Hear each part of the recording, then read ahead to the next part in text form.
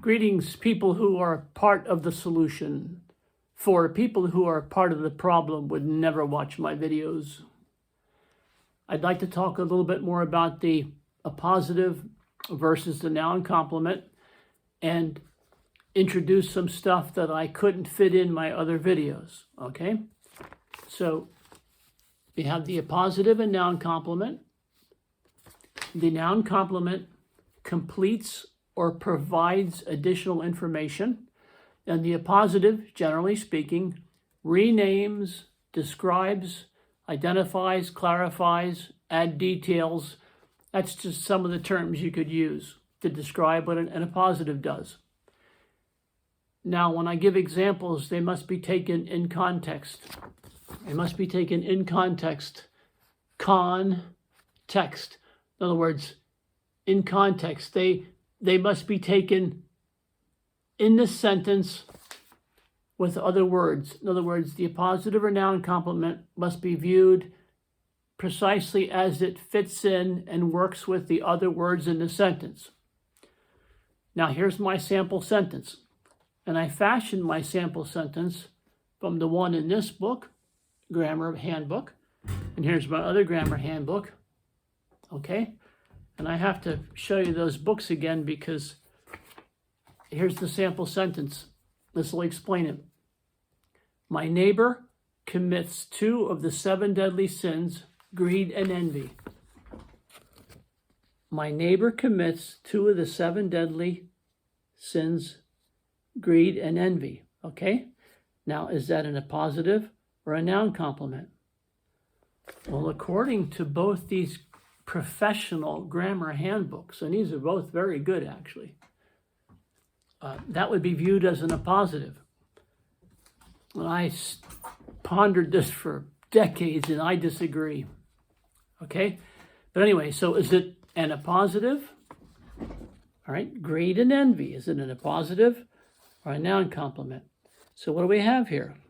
We have the 2 words, 2 sins.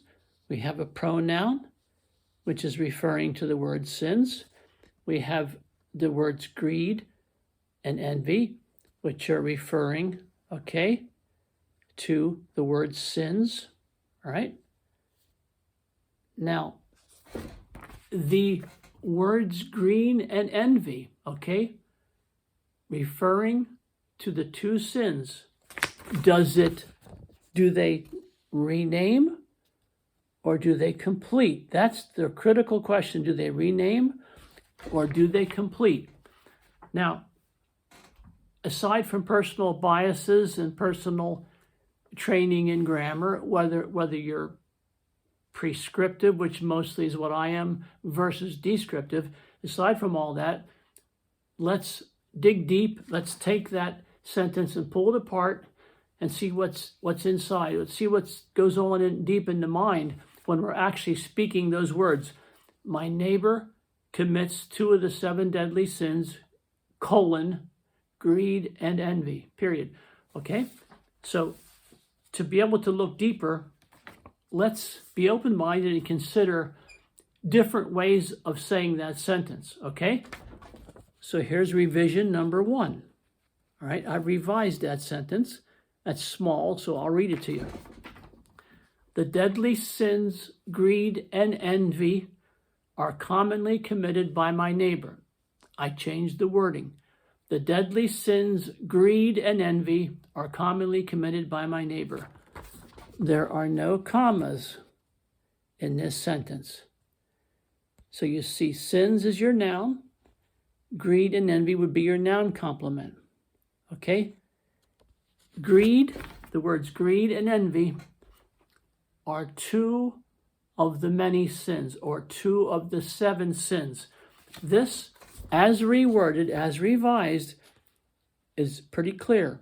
Okay? You have your noun complement, because you're saying, I'm talking about just 2 of the 7 sins. Okay? Now, you can revise the sentence again, revision number 2. That's small. Let me read it to you. The deadly sins, greed and envy, are commonly committed by my neighbor. Okay, that's hard to see, but here it is with the comma. Comma, greed and envy, comma. All right, so here you still have your noun, but what is this? Well, it has commas in the sentence. All right, it's trying to tell us something. But the problem is we already know that there are 7 deadly sins. We already know that. And the sentence states only 2 deadly sins. So to have these commas here, okay, suggesting that there are only 2 deadly sins is incorrect. So greed and envy in this case can't be in a positive, and it can't be written with commas. It doesn't make any sense if you think it through. Now, revision number 3. Let's revise the original sentence.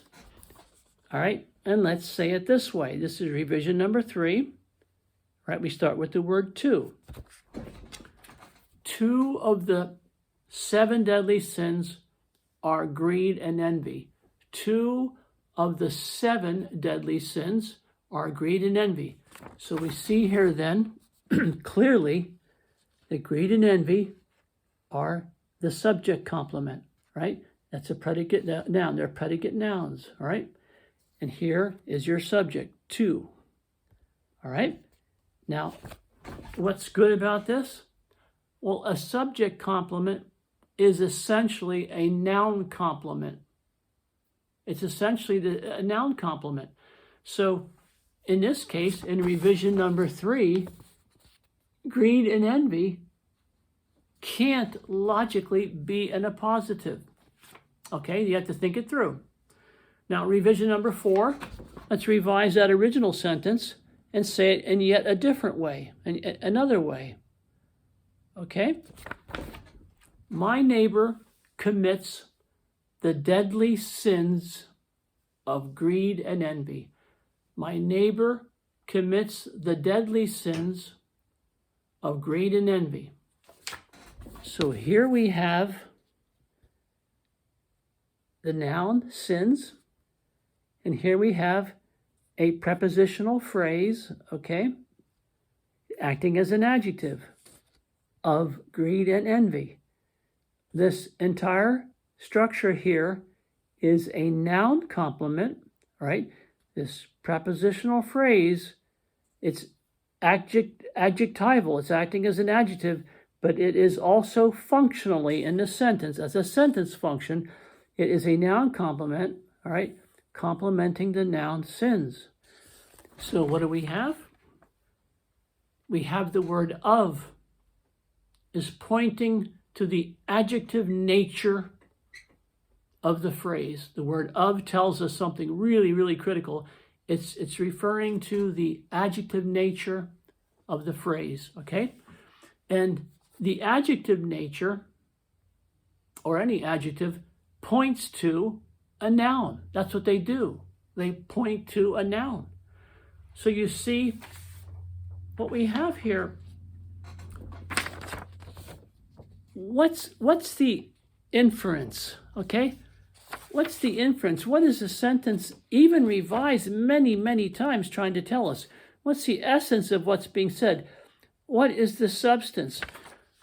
What's the stuff going on inside the brain, the deep thinking and organizing before we actually speak? Well, in these examples, in 3 of the 4 examples, the inference is noun complement. Here, because a subject complement's the same as a noun complement, essentially. And here, we have a flat-out noun complement. I mean, it's clear. And in revision number 2, even if it doesn't suggest noun complement, it tells you that it can't be in a positive. Now, do you understand that? The inference here, the thing that something deep in the mind, structurally or grammatically, is trying to say that it's a noun complement, not in a positive. I know most people don't care. You know, say, this guy's neurotic, he won't stop talking about it. Well, no, it's fun stuff. And if you can get to the heart of the matter, it's a beautiful thing, because in music, I wrote that book and I tried to find things that people missed over a period of 300-400 years, and I found them. I tried to correct mistakes that were made, or points and topics that weren't made perfectly clear. I fixed that. So in grammar, I'm trying to do the same thing. If you watch my videos, you say, oh, good Lord, that's boring. And he doesn't have fancy graphs, and he doesn't have a movie software. He doesn't have any of that crap. No, I don't. But I have really good ideas. And I'm not being pompous, I'm just saying. So here you see, when you look at grammar books and you see that colon and you see nouns, ordinarily they'll tell you, all right, that it's an appositive. All right, but if you think it through, if you really think it through, and I just thought it through with you, I just did it with you, you'll see that